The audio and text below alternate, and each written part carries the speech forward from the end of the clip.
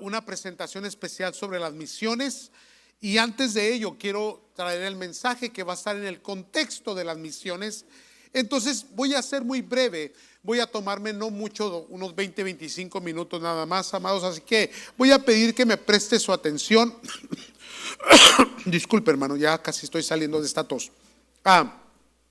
Que me preste su atención, amados, y vamos a hablar de una escritura muy interesante. Yo la menciono continuamente, y es la del capítulo 25 de Mateo, amados, donde el Señor Jesús nos dice que Él va a tener un juicio y que va a separar a las ovejas de los cabritos. Y luego, hermanos, nos dice que aquellos que le amaron, aquellos que le sirvieron, serán recibidos con mucha bendición en el reino celestial. Y les dirá: benditos, venid, benditos de mi Padre, heredar el reino que ha sido preparado para ustedes desde antes de la fundación del mundo. Y luego nos dice, después de ese texto nos dice: por cuanto tuve hambre y me diste de comer, tuve sed y me diste de beber, tuve frío y me vestiste, estuve en la cárcel, me visitaste, estuve enfermo y me procuraste. Entonces, amados, sucede algo muy interesante, amados, en este texto. La salvación que nosotros tenemos, lo hemos predicado y lo hemos dicho con mucha claridad, es por gracia. Creer en Cristo Jesús te da la salvación. La salvación es por la fe. Dice la Escritura: no por obras, para que nadie se gloríe. Sin embargo, cuando lees este texto, parece que te está diciendo que si no hay obras en ti, no entrarás en el reino de los cielos. Sin embargo, quiero dar a entender con claridad que la salvación sí es por la gracia, y que sí es por confesar y creer en Cristo Jesús, confesar y creer en su muerte y su resurrección. Si tú crees en ello, hermano, entonces tú vienes a ser una nueva criatura en Cristo. Ahora, precisamente, la nueva criatura en Cristo es la que trae las obras. No hacemos obras para ser salvos, más bien nosotros hacemos obras porque somos salvos. Entonces, lo que Cristo va a juzgar no es, hermano, en cuanto a si tuvimos fe o no tuvimos fe en Cristo Jesús. Va a juzgar nuestro cristianismo después de haber sido salvos en el Señor. Déjeme explicar un poquito más esto. En el pasado fuimos pecadores, fuimos malos, pero desde que Cristo nos alcanzó, Él puso nuestros nombres en el libro de la vida y nos dio la salvación. Ahora, las cosas viejas, dice la Escritura, pasaron, y he aquí todas son hechas nuevas. Lo que tú hiciste en el pasado queda enterrado. A Dios no le interesa, a Dios no le importa. Pero lo que a Dios sí le importa es que desde el momento que naciste de nuevo, que confesaste a Cristo, a Él sí le interesa tu comportamiento, tu compromiso, tu servicio, tu santidad, tu forma de servir a Dios aún en las pruebas, amados. Entonces, es muy importante interpretar correctamente esta escritura que yo menciono mucho, amados. La salvación sigue siendo por fe, pero una vez que somos salvos, hermanos, tenemos que mostrarle a Dios que le amamos, y eso va a ser muy, pero muy importante. Vayamos al texto, por favor. Capítulo 25, versículo 31 al 34. La palabra de Dios nos dice: cuando el Hijo del Hombre venga en su gloria y todos los santos ángeles con él, entonces se sentará en su trono de gloria. Está hablando de un día final, está hablando de un juicio, amados del Señor. Y serán reunidas delante de él todas las naciones.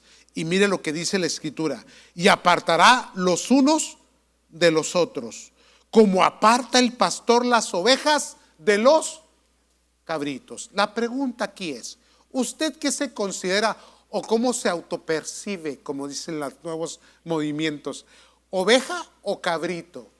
Ahora, no importa cómo se perciba o qué crea que es usted, es lo que Dios define que somos nosotros. Amén. Y la palabra de Dios dice, por sus frutos los conoceréis. Si usted es una ovejita o usted es un cabrito, tal vez el día de hoy usted va a resolver esta incógnita que puede estar divagando en su mente. Vamos adelante, 33. Y pondrá las ovejas a su derecha y los cabritos a su izquierda.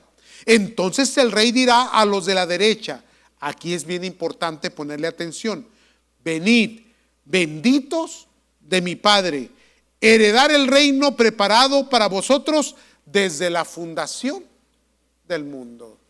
Yo quiero estar en ese grupo. Pero resulta que ese grupo, hermanos, tiene una forma de vivir su fe. Le voy a dar 7 puntos, amados, rápidamente, para entender más este concepto, esta idea, esta teología, esta enseñanza de nuestro Señor Jesucristo. Este es un juicio. Y algunos dicen que es el mismo del capítulo 21 de Apocalipsis para los que leen la Biblia. Pero yo soy de los que cree que son 2 juicios diferentes. Aquel se refiere a que el mar dio los muertos, el infierno dio los muertos, y todos los muertos fueron juzgados según sus obras. Y el que no fue hallado escrito en el libro de la vida fue lanzado al lago de fuego. Yo soy de los que cree, amados, que estos... Y hay controversia en ello, no voy a discutir, no voy a tratar de interpretar, le estoy diciendo lo que yo alcanzo a leer. Yo estoy viendo aquí que Cristo va a juzgar a su iglesia. La iglesia será juzgada. Cada uno de nosotros, aún siendo cristianos, seremos juzgados en el juicio del Cordero, con la gracia de nuestro Señor Jesucristo. Ahora bien, ¿qué es lo que va a juzgar Dios? Cristo no va a juzgar nuestro pasado. Va a juzgar, hermano, cómo vivimos nuestra fe y nuestro cristianismo. Vuelvo a repetir, a Dios no le importa lo pecaminoso que fuimos, lo malo que fuimos antes de conocer a Cristo. Porque en Cristo todos nuestros pecados han sido borrados y nuestro pasado ya no tiene relevancia en nuestro presente. Ya no define nuestro futuro. En Cristo somos nuevas criaturas. Pero resulta que en Cristo, hermanos, a Dios, a nuestro Señor, sí le importa nuestro comportamiento, nuestro compromiso, nuestra fe. Por ello es que aquí sí encontramos las obras que son importantes. Por eso Santiago dice claramente, enséñame tu salvación sin obras y yo te enseñaré mi salvación por mis obras. Porque las obras, hermanos, son para aquellos que han nacido de nuevo en el Señor Jesucristo. Si una persona no muestra frutos dignos de arrepentimiento, no muestra amor y compromiso, hermano, es cuestionable su fe. Entonces no corresponde a mí juzgar si eres salvo o no eres salvo. Lo que sí te digo es que la palabra de Dios enseña que los que son hijos de Dios se comportan como tales, a la imagen de Cristo Jesús. Entonces lo que yo veo aquí no es el juicio de nuestro pasado, es el juicio de cómo vivimos nuestra fe y nuestro cristianismo. Es importante entender esto. ¿Cómo vives tu cristianismo? ¿Cómo tratas a las personas? ¿Cómo tratas tu familia? ¿Cómo expresas y ejercitas tu fe en el Señor Jesucristo? Ahora, le dije que eran 7 puntos. Ese es el punto número 1. Seremos juzgados por cómo vivimos nuestra fe. Punto número 2. Lo que más sobresalta en la enseñanza de Cristo Jesús es el amor al prójimo. El amor al prójimo. ¿Cómo nos va a juzgar a Dios? Por cómo amamos, cómo servimos a los demás. Ahora bien, hermanos, el Señor Jesús fue tan extremo que no solamente nos enseñó a amar al prójimo, que el prójimo comienza en la casa, esposa, esposo, hijos, iglesia, familia, a gente que está en nuestro entorno, pero también fue tan extremo que nos dijo, también vas a amar a tu enemigo. ¿Hasta dónde nos lleva el mandamiento de nuestro Señor Jesucristo? Entonces Dios nos va a juzgar si nosotros cumplimos ese mandamiento. Un mandamiento nuevo os doy, que os améis los unos a los otros. Les dije que iba rápido. Número 3.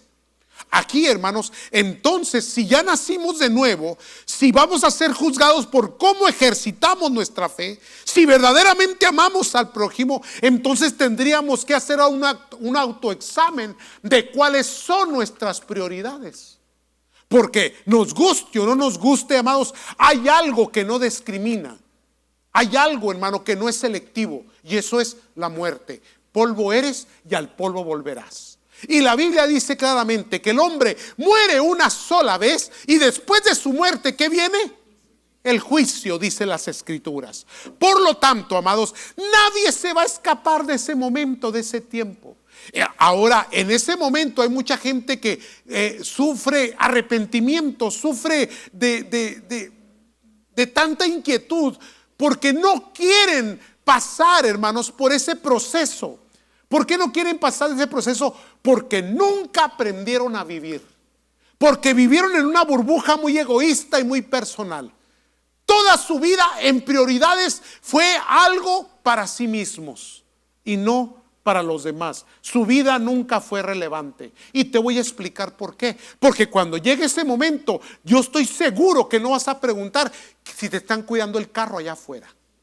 Yo estoy seguro que no vas a preguntar por la cuenta de banco. Estoy plenamente seguro que no te va a interesar quién está hablando mal de ti o quién está hablando mal de ti. Hermano, no te va a interesar ni cómo está Hollywood, ni cómo están las redes sociales, si te dieron un like, si te está yendo bien, si los negocios van bien. No te va a interesar absolutamente nada. Vas a preguntar por aquellas personas que amaste, aquellas que serviste, aquellas que vivieron contigo. Vas a preguntarle a Dios en ese momento si lo que hiciste, lo hiciste para la gloria de su nombre. Si serás recibido en el reino de los cielos, si serás oveja o serás cabrito. Díganme los cabritos, levanten la mano para identificarlos. Entonces, a veces la iglesia tiene las prioridades equivocadas, amados. Estamos viviendo un tiempo donde todos defienden sus conceptos, sus ideas, sus pensamientos, sus interpretaciones, sus teologías, y siempre andan criticando a los demás y andan señalando, amados de Dios, lo que ellos creen que es correcto y que los demás están mal. Esta es la manera de salvación. Si no te bautizas en esta fórmula, no eres salvo. Si no guardas este día, tampoco lo eres. Si no perteneces a esta institución, tampoco eres salvo. Hermanos, discúlpenme, los que verdaderamente hemos nacido de nuevo no tenemos tiempo para detenernos en esas discusiones, en esos distanciamientos, en esas acusaciones, en esos pleitos y contiendas doctrinales. ¿Por qué? Porque Dios no nos llamó, hermanos, a hacer todo esto. Dios nos llamó a predicar el evangelio y nos llamó, hermanos, a enriquecer el reino de los cielos y no los reinos individualistas o propios o institucionales. Hermanos, trabajamos para el Cristo que está en los cielos. Tu trabajo es ser como Cristo, caminar como Cristo, hablar como Cristo y seguir las huellas de Cristo. Ah, caray, ¿qué pasó? Entonces, ¿cuál es tu prioridad? Por eso es que la gente no aprende a vivir, no vive en plenitud. Porque cuando llegue su tiempo dirá: ¿por qué no hice aquello? ¿Por qué no perdoné? ¿Por qué viví en amargura? ¿Por qué no serví más? ¿Por qué no hice aquello? ¿Por qué no fui más fructífero? Porque ¿qué es lo que tiene valor? Lo que te llevas a la eternidad, no lo que perece en este mundo. Sin embargo, nuestra prioridad está concentrada en las cosas que perecen, que no trascienden, que son pasajeras, que son, hermanos, ni siquiera tienen lugar en el reino celestial. Siguen aquí. 3. Número 4. Que mi vida haya valido la pena vivirla. Solamente tenemos una oportunidad. Una vez que te vayas, ya no vas a volver aquí. No vas a volver. No vas a volver. Una vez que te vas, de que te vas, te vas. De que te cafeteamos, te vamos a cafetear. No sé cuándo, pero de que va a suceder, hermano. Aleluya. Ahora, el punto importante aquí es que hayas vivido la vida en plenitud, que haya valido la pena, que haya dejado el mundo mejor que como lo entregaron, que haya dejado frutos, que haya dejado, hermanos, herencia bendita y espiritual, que haya dejado legado, que haya dejado, hermanos, resultados benditos. Amén. Que la gente le llore y no que se ponga contenta. Qué bueno que se fue. Descansa en paz él y descansamos en paz nosotros, porque ya nos tenía hasta acá. Oiga, qué triste eso. ¿Aló? Que sientan el vacío cuando tú no estés, porque tú sabías amar, tú sabías servir, tú sabías aconsejar. Tu vida fue relevante, poderosa, que trasciende, que deja huella. Aleluya. ¿Verdad que sí, santos? Por lo menos eso se espera de usted. Otra vez, que valga la pena vivir. Ahora, si va a valer la pena vivir, si vamos a estar en satisfacción, si nos vamos a ir contentos y felices, es porque verdaderamente cumplimos los propósitos y la voluntad de Dios. Porque entonces cerraremos nuestros ojos aquí y los abriremos allá. Y Dios nos dirá: buen siervo fiel, en lo poco fuiste fiel, en lo mucho te pondré. O a lo mejor dirá: no, esta es cabrita. Los cabritos a la izquierda. Aleluya. Mire, aquí viene. Número 5. Ya ve, casi termino. Vamos a una presentación bien linda. Amados, cuando hablamos de que mi vida haya valido la pena, entonces uno dice: bueno, pastor, pues mire, yo trabajo, tengo familia, tengo esposa, tengo hijos, tengo esposo, tengo hijos, tengo trabajo, tengo compromiso. Estás en los propósitos de Dios. Ahora bien, ¿qué puede haber sido de relevante en mi vida si pasé desapercibido? ¿Qué tal desapercibido? Bueno, ¿cuánto valor tienes tú para tus hijos?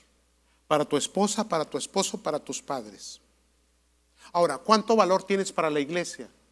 Ahora más, ¿cuánto valor tienes para la sociedad? Y ahí es precisamente donde aparece la iglesia. Soy parte de una iglesia relevante, de una iglesia que hace la obra del Señor. Ahora, cuando hablamos de ofrendas y diezmos en la casa del Señor, yo sé que ha sido un tema muy gastado, muy complicado. ¿Usted se recuerda de aquella mujer que entró desapercibida a la casa de Simeón, donde estaba el Señor Jesús con su comitiva y había sido recibido por Simeón? Ella entra con un vaso, con un frasco de perfume. Ese frasco de perfume dice que lo abre, se llena la casa del olor fragante y comienza a ungir los pies del Señor Jesús. Y dice que los enjugaba con sus lágrimas y sus cabellos. Quiere decir que estaba inclinada a los pies del Señor. En medio de esta escena hay un montón de pensamientos y críticas. Una de ellas es: si éste supiera que esa mujer que le está tocando sus pies es pecadora. Qué interesante. Otro, Judas, dice: ¿para qué se desperdicia ese dinero en ese frasco de perfume? Se hubiera dado a los pobres. Y la Biblia nos enseña, el texto nos dice claramente que no le importaban los pobres, sino que sustraía. Entonces dijo: híjole, el salario de un año se nos fue ahí. ¿Cuánto hubiera sido el moche para acá? Cuidado con esto, no toques lo sagrado. Y hoy estamos en tiempos donde el alfolí se manosea. Cuando tú traes ofrendas y diezmos, ¿a dónde van? Al alfolí. Y el alfolí, hermano, cumple lo que la Biblia dice: el obrero es digno de su salario, no pongas bozal al buey que trilla, etcétera, etcétera. Pero sobre todo, hermanos, es el alfolí el que se encarga de administrar lo que es, hermano, la obra social. Entonces, hermanos, ¿cómo puede ser relevante mi vida si paso desapercibido? Cuando tú eres parte del cuerpo de Cristo y eres participante activo del cuerpo de Cristo, el cuerpo de Cristo hace la obra, hermanos, que Cristo nos mandó a hacer.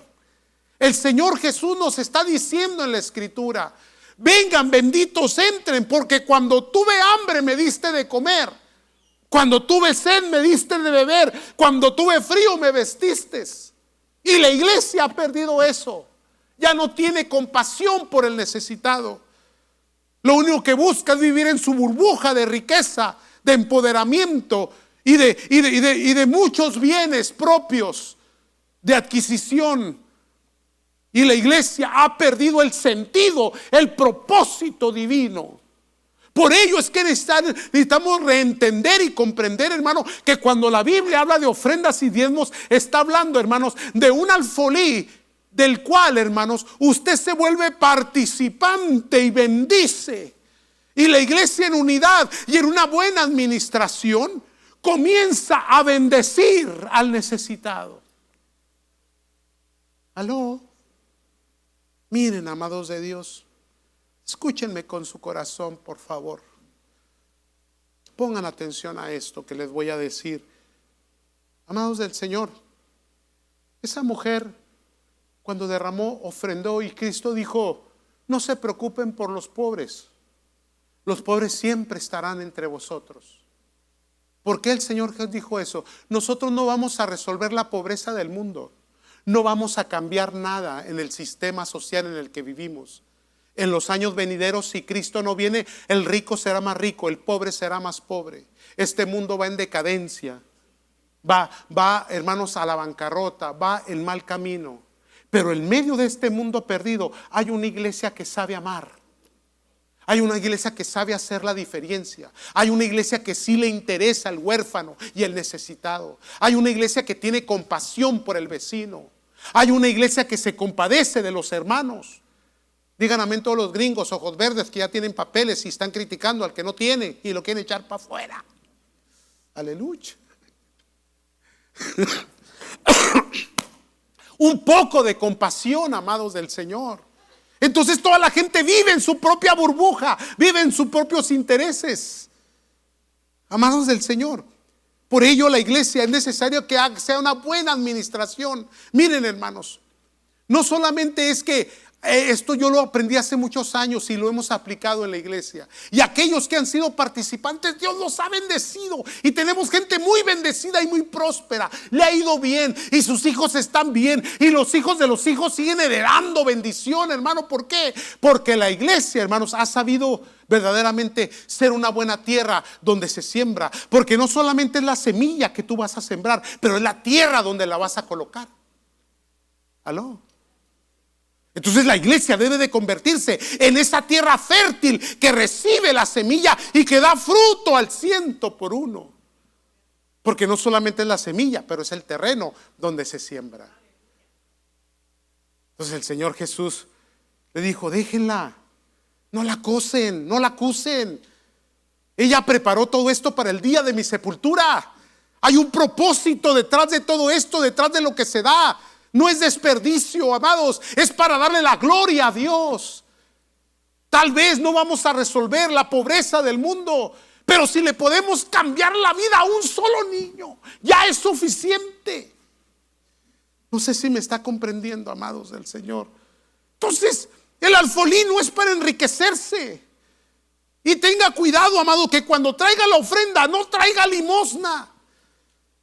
Porque no hay nada más horrible ante los ojos de Dios que dar lo que sobra. Por eso nunca habla sobre traer al alfolí las limosnas. Las limosnas son las que se dan allá afuera, amados del Señor. A la casa de Dios se traen las ofrendas. ¿Y qué trae la ofrenda y el diezmo? Traen trabajo, traen tiempo, traen esfuerzo, traen parte de lo que soy, de mi economía. A Dios no le puedo dar lo que sobra. Por eso la Biblia habla de primicias. Habla de darle a Dios. Y eso se vuelve sagrado. Y lo sagrado no se manosea. Por ello es que la iglesia tiene que tener un comportamiento ético correcto. Ahora, yo entiendo que muchos de ustedes han tenido malas experiencias. Pero ¿qué pasa cuando Dios te pone en el lugar correcto? Y Dios te da un lugar que verdaderamente es buena tierra. Y hay una buena administración. Y hay honestidad. Y hay la redirección correcta de los fondos. Y te vuelves apático. Y te olvidas. Y te encierras en tu propio concepto, tu propia idea, tu propia interpretación, en tu propia burbuja. Discúlpame que te lo diga, eres una cabra. Aleluya, santo. Y a la izquierda vas a dar. Bendito sea el Señor. Oye, se oye feo, ¿verdad? ¿Me perdonan?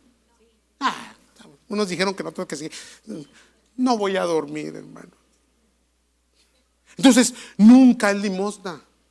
Tampoco es tratar de ignorar. Amados de Dios, somos hijos de Dios. Y lo que Cristo nos llama es a ser compasivos, es a ser comprometidos, es a servir, a ser fieles incondicionalmente. Porque entonces, número 6, ese es el propósito de la iglesia. La iglesia es para hacer luz en medio de las tinieblas, para traer esperanza donde no la hay, para traer un mensaje de salvación y de vida eterna. No es para discutir o pelear alguna interpretación o para condenar a un grupo o para señalar a otro. No, hermano, Dios nos llamó a hacer la diferencia en medio de la sociedad. Por eso Cristo les dijo: a los pobres siempre los vas a tener entre vosotros, porque es ahí donde nosotros, amados, aparecemos. Hay dos líneas, hay dos colas en donde formarse. Siempre se los he dicho, se los vuelvo a repetir ahora. Hay una línea que es la línea de los que reciben, a los que siempre están pidiendo, a los que siempre quieren ser escuchados, los que siempre tienen la razón, los que siempre están necesitados, los que son víctimas, los que están buscando que les den, que les den, que les den. Pero hay otra línea que es los que dan, los que sirven, los que aportan, los que trabajan. Y yo le voy a decir algo: nunca me quiero formar en la línea de los que piden, porque entonces quiere decir que estoy necesitado. Una cosa le pido a Dios: Dios, nunca me pongas en esa línea, ponme en la línea de los que dan, porque el que da es porque tiene. Y yo quiero ser de los que tiene. Entonces, siempre hay líneas. Y nosotros los latinos somos muy dados a eso. Hay cola ahí, mijo, fórmese, mijo. Pero ¿para qué, mamá? ¿Para qué? Usted fórmese. Si hay cola es porque algo van a dar, sin saber que esa línea es la cola para entrar al bus de la migra. Bendito sea Dios, aleluya.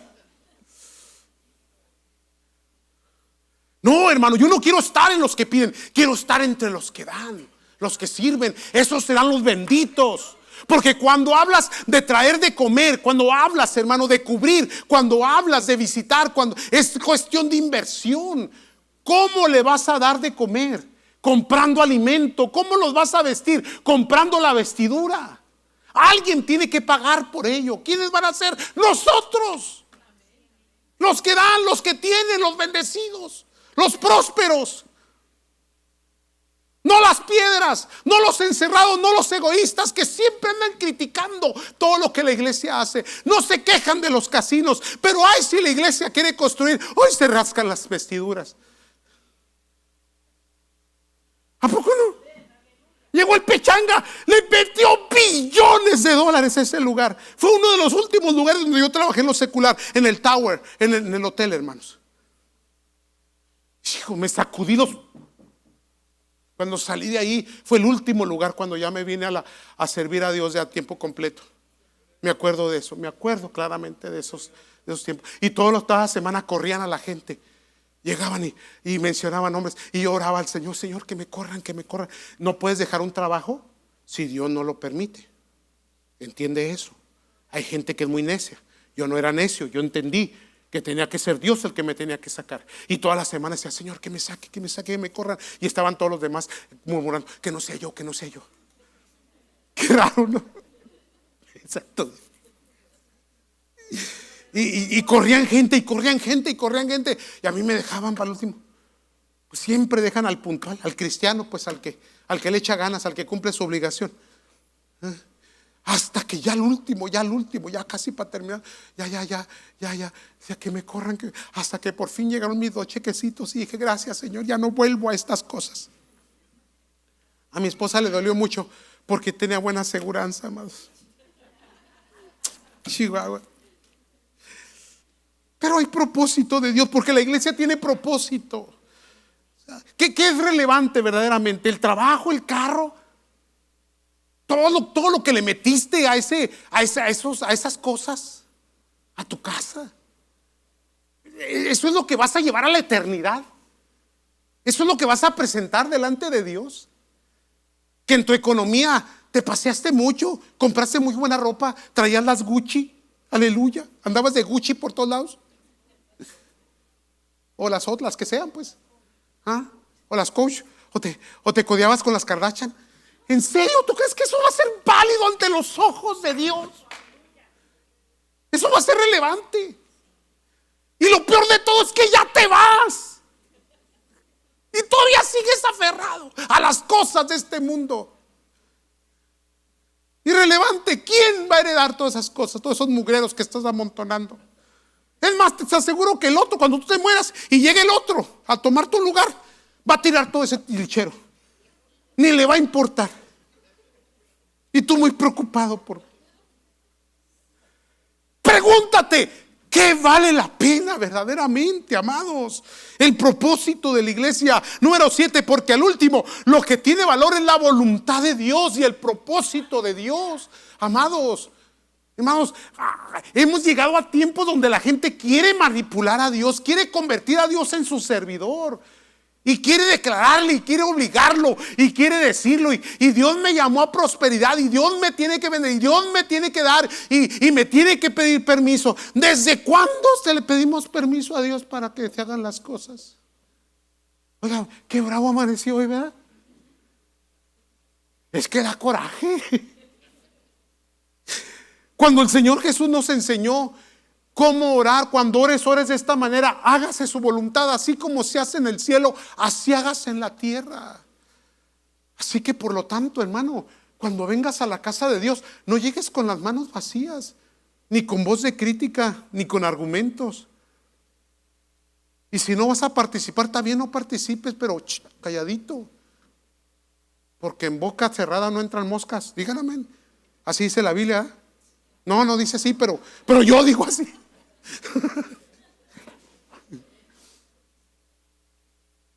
Entonces el Señor Jesús fue muy exacto, ¿no? En lo que nos dice en su palabra. Disculpe. Fue muy exacto. Separaré las ovejas de los cabros. Y a ustedes las ovejitas entrar, benditos de mi Padre, porque cuando tuve hambre me diste de comer. Tuviste compasión. Te preocupaste por tu prójimo. Amaste a tu vecino, aún a los difíciles. Fuiste paciente, perdonaste, no te amargaste cuando te ofendieron. Viviste en las huellas del Maestro. ¿Aló? Te vestiste con la túnica del Señor y te fuiste a la cruz, y con Cristo crucificaste tus pasiones y tu cuerpo y tu carne.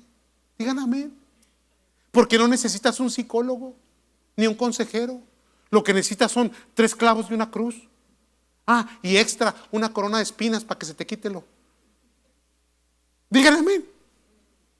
No, pero que aquí, que van a ver, que yo soy de Chihuahua. No eres de nadie. ¿Aló? Santo Dios. Entonces, la voluntad de Dios. Déjenme cerrar esto ya. Yo sé que se oyó un poco, la palabra estaba muy exhortante, pero es que la iglesia sí ha perdido dirección, amados. Ya no sabe por qué existe. Y nosotros somos remanente. Sí sabemos por qué existimos, por qué nos reunimos. Y sí entendemos por qué levantamos ofrendas, por qué hablamos de diezmos, por qué, hermanos, hay alfolí, por qué hay una administración. ¿Estamos todavía? La última escritura, Efesios 5, 1 al 2, y ya con esto cerramos para irnos a la presentación. ¿Qué dice la escritura en Efesios 5, 1 al 2? Sed pues imitadores de Dios como hijos amados. ¿A quién tenemos que imitar? A Dios. ¿Pero cómo, pastor? Si a Dios nadie le vio jamás. Pero también dice la escritura, el unigénito que está en el seno del Padre lo ha dado a conocer. ¿Cuál es, hermano, tu proyección? ¿Cuál es tu visión? ¿Cuál es tus sueños? Ser como Cristo. hasta que todos crezcamos a la altura, a la plenitud del varón perfecto, Cristo Jesús. Esa es tu meta, ser como Él. Por eso tienes que leer las Escrituras, por eso tienes que ver su carácter, por eso tienes que ver sus palabras, sus reacciones, cómo Él hablaba, cómo Él decía, cómo Él predicaba, cómo Él actuaba y cuál era su compasión, aún por los pecadores. Amén, amados. No, ¿verdad que no? No. Sed pues imitadores como hijos amados. Andad en amor como también Cristo nos amó y se entregó a sí mismo por nosotros, ofrenda y sacrificio a Dios en olor fragante, porque toda la obra que tú haces, hermano, de amor es olor fragante delante del Señor. Cada vez, hermano, que tú amas, cada vez que tú perdonas, cada vez que tú ofrendas, cada vez, hermano, que tú, hermano, cuidas al necesitado, cada vez que tú te acuerdas de los pobres, cada vez, hermano, que tú bendices, cada vez que toleras al intolerante, cada vez que abrazas a un aquel que no se deja amar, cada vez, hermano, que tú guardas silencio cuando se te ofende, cada vez, hermano, que haces el carácter de Cristo en tu vida, olor fragante sube delante del Señor. Hermano, tu cuenta en el reino celestial está aumentando. Serás bienvenido y serás bendecido. Amén, santos.